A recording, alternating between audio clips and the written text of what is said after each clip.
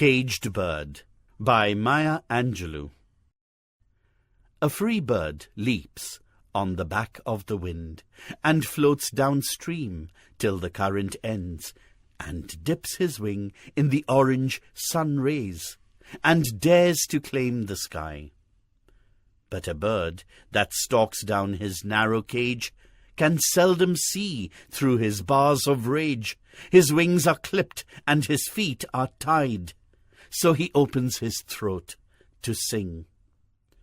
The caged bird sings with a fearful trill of things unknown but longed for still, and his tune is heard on the distant hill, for the caged bird sings of freedom.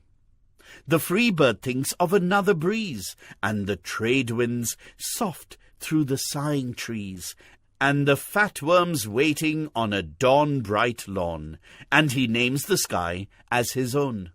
But a caged bird stands on the grave of dreams. His shadow shouts on a nightmare scream.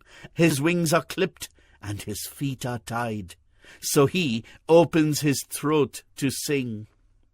The caged bird sings with a fearful trill of things unknown but longed for still, and his tune is heard on the distant hill, for the caged bird sings of freedom.